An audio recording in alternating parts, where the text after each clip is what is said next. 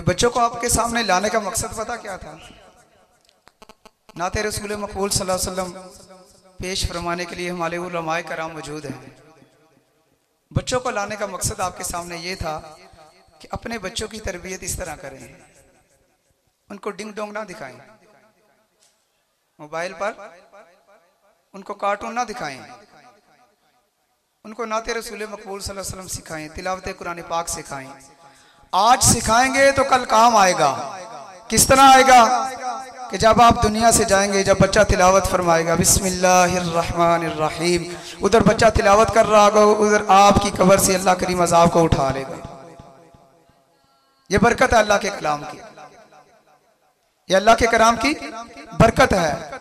जब आप दुनिया से जाओगे, आप अपनी कब्र में होगे, तो बच्चा पीछे नमूसे रिसालत की बात कर रहा होगा, तो बच्चा पीछे आका अलैहिस्सलातु वस्सलाम की तारीफ बयान कर रहा होगा, तो बच्चा पीछे नात पढ़ रहा होगा, या बच्चा आपका आलिम दीन हुआ तो मिंबर रसूल पर बैठकर काला काला रसूलुल्लाह का बयान कर रहा होगा। तो फिर याद रखे, आपका ईमान ये होना चाहिए कि अल्लाह करीम उसकी पढ़ाई की बरकत से, उसके इल्म दीन की सीखने और सिखाने की बरकत से अल्लाह करीम आपको अज़ाब कब्र से महफूज फरमा लेगा। लेकिन इसके बाद साथ साथ ये भी याद रखें, अगर आपने ये काम ना किया तो फिर इसका उल्ट भी होगा। जी, अगर आपका बच्चा किसी गाने पर झूम रहा होगा, जिस तरह आज भी कुछ लोग गानों पर झूम रहे हैं, एक मिसाल के तौर पे शायर कहता है ना कि महबूब की महफिल को महबूब सजाते हैं। महबूब की महफिल को, महबूब कौन है? हमारे आका मौला सल्लल्लाहु अलैहि वसल्लम। किसके महबूब? अल्लाह के महबूब। महबूब की महफिल को महबूब सजाते हैं। अब दूसरा महबूब कौन है? ये जो आप आए बैठे हो, आप अल्लाह के रसूल के महबूब हो। उसकी वजह क्या है? अल्लाह। आज एक ना बड़ा इम्तिहान का दिन था। आज 2 जलसे आपके इलाके में, एक खत्म नबूवत का और दूसरे का नाम लेने की जरूरत नहीं है यहां पर, आप सबको मालूम है। मगर यहां जो आया वो अपनी मर्जी से नहीं आया, या अल्लाह करीम ने उसके लिए रास्ता आसान फरमा दिया। आपके आने के लिए अल्लाह करीम ने रास्ते को सहल बना दिया कि खत्म नबूवत की तरफ जाओ, इस कॉन्फ्रेंस की तरफ जाओ, वरना बाहर आपसे हजारों लोग ज्यादा बैठे हुए हैं सड़कों पर। कोई किसी काम में झूम रहा है, कोई किसी काम में झूम रहा है, कोई कानों में झूम रहा है। तो फिर याद रखिए, अगर दीन ना पढ़ाया अपने बच्चों को तो बच्चे बेरारवी का शिकार हुए तो फिर सबसे पहले आपकी गर्दन से निबोचा जाएगा। आपको औलाद की नेमत दी, उसका क्या किया? क्या पढ़ाया था उसको? ये तो पूछना सवाल तो बनता है ना। जिसने आपको 3 वक्त खाना मुहैया करना है, ऑक्सीजन मुहैया कर की है, पानी पीने के लिए पानी दिया है, जीने के लिए जिंदगी अता की है, दुनिया की सारी नेमतें आपको अता की, वो रब ये तो पूछेगा ना, जिंदगी दी, क्या किया? औलाद दी, इतनी बड़ी नेमत। जिनके पास नहीं है उनसे पूछो इसकी कदर। जिसके पास नहीं है वो कदर बताएगा आपको। मगर जिसको अता की गई, उसने अगर उसकी कदर ना जानी और उसको उसके हक के मुताबिक तैयार ना किया, उसकी तरबियत ना की, तो फिर सवाल बनेगा, फिर जवाब आपने खुद तैयार करना है। इसलिए कमोबेश आज के इस पुरफितन दौर में हर घर में एक आलिम दीन, हर घर में एक आलिमा बच्ची और एक आलिम दीन। ये भी आज की खत्म नबूवत का पहला सबक। ये जरूर करें, कोशिश फरमाएं। ये पत्थर रखने वाली बात नहीं है कि जी पत्थर रख के पढ़ाएंगे, नहीं, ऐसी कोई बात नहीं है। क्या हमारे ईमान इतने कमजोर हो गए कि दीन के खादिम भूखे मरेंगे दुनिया में? ऐसा नहीं होता। एक आलिम दीन फरमाते हैं कि दीन के खादिम आपसे ज्यादा खाते हैं, उनके लिए ज्यादा नेमतें अल्लाह करीम ने रखी हुई हैं। वजह क्या है? हजूर की इज्जत और नमूज की बरकत है। बहरहाल अल्लाह करीम ने हमें दीन और दुनिया की तमाम नेमतें अता फरमाई, और सबसे बढ़कर जो नेमत अता की अल्लाह करीम ने, सबसे बढ़कर वो हुजूर नबी करीम सल्लल्लाहु अलैहि वसल्लम की ज़ात मुबारका। अल्लाह करीम ने ईमान वालों को इरशाद फरमा दिया कि ऐ ईमान वालो, मैंने तुम पर एहसान फरमाया। किस बात पर? कि मैंने तुम्हें अपना महबूब अता कर दिया। ये कुरान पाक एक आयत मुबारका का खुलासा कि अल्लाह करीम ने किसी आंख पर एहसान नहीं जतलाया, नाक दी एहसान नहीं जतलाया, सुनने के लिए कान दिए एहसान नहीं जतलाया, खाने के लिए दांत और बोलने के लिए जुबान दी एहसान नहीं जतलाया। इसकी कोई वजह तो होगी ना। पूरा जिस्म दिया, जिस्म के अंदर खून बहने, खून की टर्मिनेशन के लिए जो आंतें दी और निजाम हजाम के लिए मैदा दिया। यानी कि ये समझ ले पूरे जिस्म का जिस्म अता कर दिया, मगर किसी बात पे एहसान नहीं जतलाया। लेकिन अपना प्यारा महबूब अता करके फरमाया तुम पर एहसान कर दिया। अब उम्मत के लिए क्या लाजिम था? उम्मत के लिए यह लाजिम था कि इस एहसान की कदर करते। किस तरह कदर करते? सहाबा कराम ने हजूर को देखा, ईमान लेके आए। हजूर के मोजज़ात को देखा, ईमान लेके आए। हजूर की करामात को, हर चीज को देखकर, हजूर के जलवा अनवर को देखकर ईमान लेके आए। वह दुहा जैसे चेहरे को देखकर ईमान लेके आए। वल्लैल की जुल्फों को देखकर ईमान लेके आए। हजूर की जियारत की और ईमान मुशर्रफ इस्लाम हुए। तो सहाबा कराम ने कहा हम कितने खुश नसीब हैं। आप सल्लल्लाहु अलैहि वसल्लम ने फरमाया तुम्हारे लिए एक खुशखबरी, कितने खुश नसीब हो, तुमने मेरे मोजज़ात को देखा, ईमान लेके आए। मेरी बातों को सुना, ईमान लेके आए। मुझ पर वही नाज़िल हुई उसको सुना, ईमान लेके आए। मगर आने वाले लोग, मेरी आने वाली उम्मत, उनके लिए 7 खुशखबरियां हैं कि वो मुझे देखे बगैर, बराह रास्त अपनी आंखों से देखे बगैर, मेरे मोजज़ात का मुशाहदा किए बगैर मुझ पर ईमान लेके आएंगे। उनके लिए 7 खुशखबरियां। अब उम्मत के लिए लाजम क्या था? हर दौर के अंदर जिस वक्त मुसलमा कज़्ज़ाब ने ऐलान नबूवत, झूठी नबूवत का ऐलान किया, तो उसने आप सल्लल्लाहु अलैहि वसल्लम कुछ सरदारों को लेकर हजूर की बारगाह में आया सौदा करने के लिए, नबूवत का कुछ हिस्सा मुझे भी अता कीजिए। तो आप सल्लल्लाहु अलैहि वसल्लम के हाथ में खुश्क टहनी थी खजूर की। आपने फरमाया तू इतनी बड़ी चीज मांगता है, तू खुश्क टहनी के भी काबिल नहीं है, ये खुश्क टहनी भी तुम्हें देना गवारा नहीं करता। क्यों? कि हुजूर नबी करीम सल्लल्लाहु अलैहि वसल्लम जानते थे कि बस इसके बाद नबूवत का दरवाजा बंद हो चुका है, कोई गुंजाइश बाकी नहीं रही।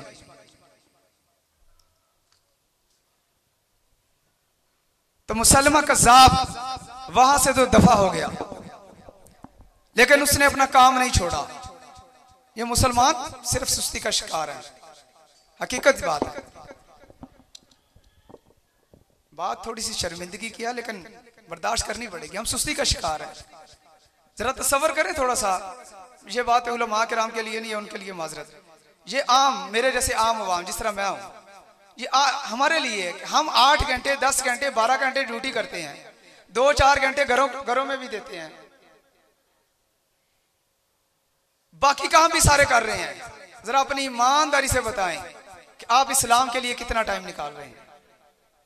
खत्म नबूवत का बयान करने के लिए बड़े बड़े कानूनदान उलमाए कराम मौजूद है, मैं बयान करने के लिए नहीं, मैं तो अपनी एक सादा सी तजवीज़ है वो आपके सामने पेश कर रहा हूं कि हम इस्लाम के लिए क्या काम कर रहे हैं, कितना वक्त दे रहे हैं। अपने दिल के अंदर खुद टाइम टेबल निकाल लें। अगर नमाज पढ़ रहे हैं तो वो आप पर फर्ज है, कोई एहसान नहीं। इस्लाम के लिए इस्लाम का काम नहीं है, आपने फर्ज है, आप पर करनी है। अगर अल्लाह करीम ने आपको दौलत अता की है, हज कर रहे हैं तो आप अपने लिए कर रहे हैं, ज़कात अदा कर रहे हैं तो अपने लिए कर रहे हैं, कुर्बानी दे रहे हैं तो अपने लिए कर रहे हैं। ये इसीलिए कर रहे हैं ना, ज़कात इसलिए देते हैं माल पाक हो जाए, माल में बरकत रहे, बेबरकती पैदा ना हो, क़यामत वाले दिन गिरबान ना पकड़ा जाए ज़कात ना देने की सूरत में, इसीलिए कर रहे हैं ना। हज भी इसीलिए करते हैं कि साहिब निसाब होने की सूरत में फर्ज है, करना ही पड़ेगा। नमाज इसलिए अदा कर रहे हैं, भाई फर्ज है, पढ़नी पड़ेगी, इसके बाद चारा ही कोई नहीं। इस्लाम के लिए क्या कर रहे हैं? खत्म नबूवत के लिए हमने क्या काम किया? ये हर बंदे को खुद सोचना पड़ेगा। मैं लिख के आपसे लिखवा तो नहीं रहा कि आप लिख के दें कितना टाइम निकाल रहे हैं, लेकिन निकालना पड़ेगा।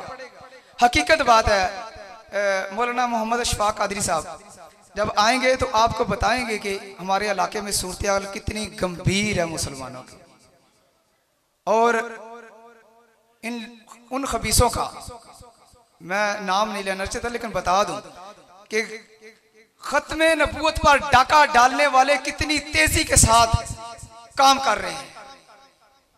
उनके काम को बगैर इश्तिहार, बगैर फ्लक्स, बगैर जलसे के वो कितना काम कर रहे हैं, और हम किस गुमराही में शिकार हैं, कितनी सुस्ती का शिकार है। वजह सिर्फ एक है, शायद हम ये सोच रहे हैं कि मुसलमान बहुत ज्यादा तादाद में मौजूद हैं, हमें कुछ नहीं होने वाला, या ये सोच रहे हैं कि अल्लाह करीम ने वादा किया और रफ़अना लका ज़िक्रक, कि हमने आपके लिए आपके जिक्र को बुलंद कर दिया, तो अब आप सल्लल्लाहु अलैहि वसल्लम की शान में कौन सा फर्क पड़ेगा। हर बंदा सोच सकता है ना, अपनी अपनी सोच है, लेकिन ये सोच सहाबा किराम की नहीं थी। उलमा मौजूद है, अगर गलत बयानी करूं तो बराह करम मुझे इसी जगह रोक कर मेरी सही तर्जुमानी फरमा दीजिएगा। सहाबा किराम की ये सोच नहीं थी। अगर ये सोच होती तो मुसलमा कज़्ज़ाब के उस कुफर खाने के अंदर हजरत हबीब बिन ज़ियाद रज़ी अल्लाह तआला अन्हु हुज़ूर नबी करीम सल्लल्लाहु अलैहि वसल्लम का जब खत लेकर पहुंचे तो मुसलमा कज़्ज़ाब ने आपको फरमाया कि तुम मोहम्मद रसूलुल्लाह सल्लल्लाहु अलैहि वसल्लम के बारे में क्या कहते हो, उनकी नबूवत के बारे में तुम्हारा क्या ख्याल है, कि तुम गवाही देते हो कि मोहम्मद अल्लाह के रसूल हैं। आपने फरमाया हाँ मैं गवाही देता हूं कि मोहम्मद सल्लल्लाहु अलैहि वसल्लम अल्लाह के रसूल हैं। फिर उसने पूछा कि तुम मेरे बारे में क्या कहते हो, कि मैं भी अल्लाह का रसूल हूं। आपने फरमाया मैं तेरी बात सुनी कोई, या पंजाबी में ये समझ ले कि तेरे कमीने की गल मैनू समझ आई कोई नहीं। ये मुकालमा 3 मरतबा हुआ, मुख्तसर कर रहा हूं, ये मुकालमा 3 मरतबा हुआ। 3 मरतबा आपने पूछा, उस मुसलमा कज़्ज़ाब ने आपसे पूछा कि मोहम्मद के बारे में क्या कहते हो, उनकी नबूवत के बारे में क्या गवाही देते हो। आपने फरमाया कि मैं गवाही देता हूं कि मोहम्मद सल्लल्लाहु अलैहि वसल्लम अल्लाह के रसूल हैं, लेकिन तुम्हारे कमीने की वजह से मुझे कोई समझ नहीं, तुम क्या बकवास कर रहे हो, तुम कौन से नबी। अल मुख्तसर ये कि आपका एक हाथ जो है ना वो काट दिया गया। जरा तसव्वुर करें इस बात को। हम कहते हैं ना कि ये काम फर्ज नहीं है, बल्कि मैं मौलाना जफर अली खान रहमतुल्लाह अलैह फरमाते हैं नमाज अच्छी, रोजा अच्छा, ज़कात अच्छी, हज अच्छा, मगर बावजूद इसके मैं मुसलमान हो नहीं सकता। नमाज अच्छी, रोजा अच्छा, ज़कात अच्छी, हज अच्छा, मगर बावजूद इसके मैं मुसलमान हो नहीं सकता, न जब तक कट मरूं शहे बतहा की हुर्मत पर, खुदा शाहिद है मेरा कामल ईमान हो नहीं सकता। ये क्यों फरमाया? हजरत हबीब बिन ज़ियाद रज़ियल्लाहु ताला अन्हु के दोनों हाथ काट दिए गए। फिर पूछा मेरे बारे में बता। आपने फरमाया तेरे चूड़े की बात मुझे समझ ही नहीं आ रही, तेरे बारे में कि क्या बकवास कर। फिर एक पांव काटा, फिर दूसरा काटा, फिर जिस्म के टुकड़े टुकड़े कर दिए, मगर हजरत हबीब बिन ज़ियाद रज़ियल्लाहु ताला अन्हु की सोच में, आपके नजरिए में एक जर्रा बराबर भी फर्क ना आया। आपने ये नहीं सोचा कि ये कौन सा फर्ज वजूब में से है। सहाबा किराम ने हुज़ूर नबी करीम सल्लल्लाहु अलैहि वसल्लम की इज्जत और नामूस को अपने पर फर्ज करार दे दिया था। सहाबा किराम ने किसी वक्त में, किसी दौर के अंदर, किसी लम्हे के अंदर हुज़ूर नबी करीम सल्लल्लाहु अलैहि वसल्लम की बारगाह में बेअदबी का सोचना तो दूर की बात है, कोई गैर मुस्लिम कोई और शख्स भी आकर हुज़ूर की तरफ उंगली का इशारा करता था तो सहाबा किराम तलवार निकाल लेते थे। यह हुज़ूर के साथ सहाबा किराम का इश्क था। सहाबा किराम ने गुलामी रसूल में मौत भी कबूल है का अमली मुजाहिरा कर कर पूरी उम्मत के लिए यह सबक रख दिया था कि पूरी उम्मत किसी वहमो गुमान में बाकी ना रहे। अपनी नमाजों पर घमंड न करना, अपने हज और उम्रों पर घमंड न करना। जब तक हुज़ूर की इज्जत और नमूस पर पहरा नहीं दोगे, न नमाजें कबूल होंगी, न ज़कातें कबूल होंगी, न तुम्हारा हज कबूल होगा, न तुम्हारी ज़कात कबूल होगी, जब तक हुज़ूर की इज्जत और नमूस पर पहरा नहीं दोगे। हजरत हबीब बिन ज़ैद रज़ी अल्लाह ताला अन्हु को पूरे जिस्म को काट कर भी फिर मुसलमा कज़्ज़ाब ये तसव्वुर कर रहा है शायद अब हबीब बिन ज़ैद इकरार कर ले कि मैं भी अल्लाह का नबी हूं। तो आप मुसलमा कज़्ज़ाब ने आप रज़ी अल्लाह ताला अन्हु को उठाकर खुलते हुए तेल ने गर्म उबले हुए तेल में डाल दिया, हत्ता कि आप जब जामे शहादत नोश फरमाने लगे तो आपकी जुबान पर उस वक्त भी यही था, मुहम्मद रसूलुल्लाह। ये सहाबा कराम का इश्क था। नाते रसूल मकबूल सल्लल्लाहु अलैहि वसल्लम के लिए मैं बलखसूस दावत दे रहा हूँ हज़रत अल्लामा मौलाना हाफ़िज़ गज़नफ़र अली रिज़वी कि वो आए और नाते रसूल मकबूल सल्लल्लाहु अलैहि वसल्लम पेश फरमाएं। नारे तकबीर। बेशक मैं माइक में बोल रहा हूँ, अब मैं माइक के बाहर, माइक में नारा लगाना के मजा नहीं आया। नारे तकबीर, नारे रिसालत, ताजदारे खत्म नबूवत जिंदाबाद, ताजदारे खत्म नबूवत जिंदाबाद, जिंदाबाद, ताजदारे खत्म नबूवत जिंदाबाद, जिंदाबाद। लब्बैक लब्बैक लब्बैक या रसूल अल्लाह, लब्बैक लब्बैक लब्बैक या रसूल अल्लाह, लब्बैक लब्बैक लब्बैक या रसूल अल्लाह। मन सब्बा नबिय्यन